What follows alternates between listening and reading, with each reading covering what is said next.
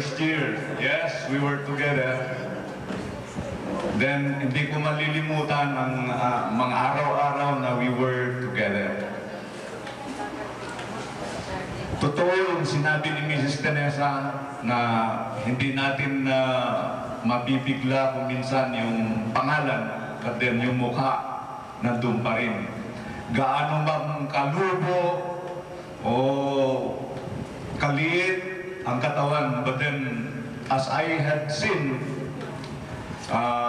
each one of you today, yung liit ni Joseph at saka ni Homer, umasenso din. Yes. Eh yung mga dating matangkad, yung dating mga mahiyain, kagaya nito, hindi umiimig ito. Ngayon, pagit na gitna na siya. Ito ay mga pagbabago. Now, after 20 years, may mga nakikita kami sa inyo, bumabati. Tumatanaw na lang sa may bintanahan ng kanilang mga sasakyan, ang gagara ng sasakyan ninyo. Then, yung mga iba, nandyan, naglalakad, bumabati din.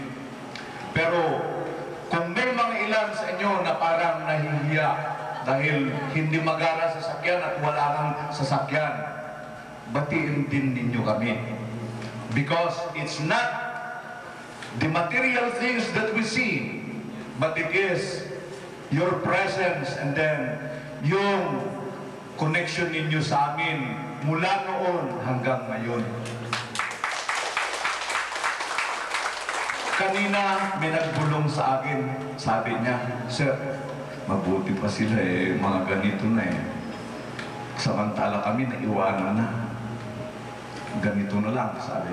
Eh kako, ito masasabi ko sa iyo, tignan mo ang mga daliri mo sa kamay. Yan ba ay pantay-pantay? Kapag yan ay naging pantay-pantay, ikaw na ang pinakapangit na tao sa mundo pag pantay-pantay lahat ng daliri mo. Dahil hindi sila pantay-pantay, meron tinatawag natin proportion. Ibig sabihin, dyan nababakas ang kagandahan ng buhay, kako. Yan ang nagbibigay liwanag at ganda para maintindihan natin ang tunay na buhay. Na ang kapalaran ng tao ay hindi pare-pareho. Ano kung lahat kayo puro abogado? Wala kayong kliyente. Di ba? Ano kung lahat kayo mga doktor? Sinong gagamutin mo? Eh, misis ko, manggagamot, magpapagamot ako sa kanya. Nagkasakit ang misis ko, gagamutin ko siya. Wala kang income. Yan ang maliwanag. So,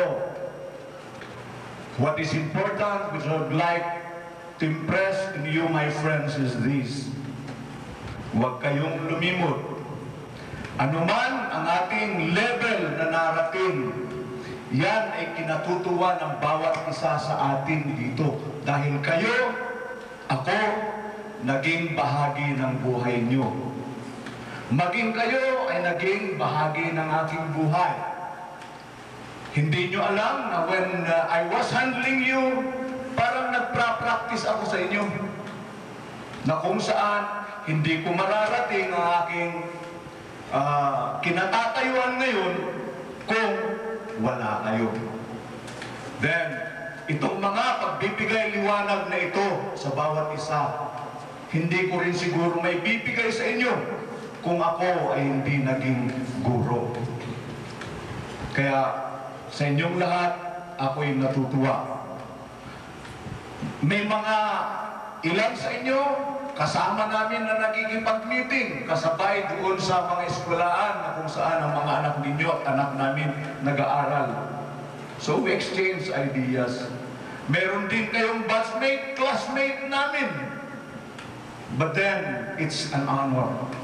So huwag niyong sabihin, teacher ko yan noon, ngayon classmate ko, hindi bumababa ang dignidad namin kung noon teacher niyo kami at maging kaklase tayo. So, ito sana ang mensahe na gusto kong panatilin ninyo sa puso at diwa, sa kaluluwa ng bawat isa. The togetherness is a very good sign after 20 years. Let it go on beyond 20 years. And then, sa susunod, pangarap ko, dalhin natin dito ang ating mga kabiyak sa puso. Kung pwede, nandito rin ang inyong mga supli na kung saan, kung gaano kahigpit at kadikit ang ating pagsasama-sama, sana ito ay lumawak pa sa kanila. Yan ang purpose ng togetherness natin.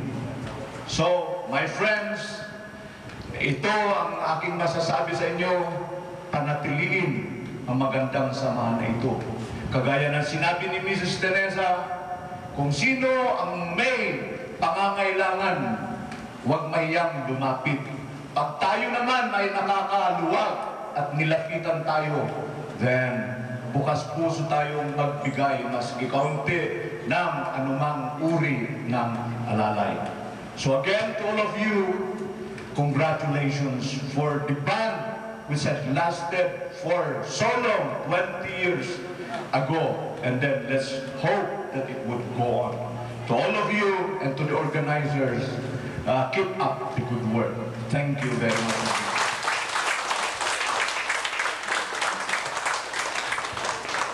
Bravo, sir. Narinig ko yung boses ni Mr. Tinesa. Hey!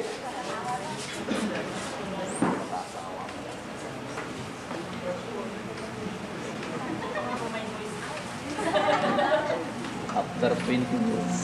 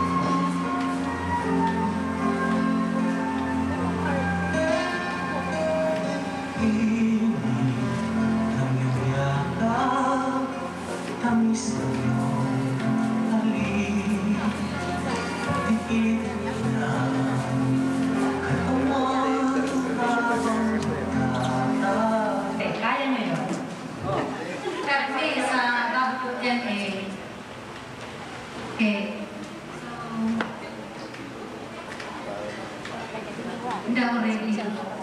Kung ano na lang dyan ang masabi ko, basta pagdugtugtugtugin na lang. Okay?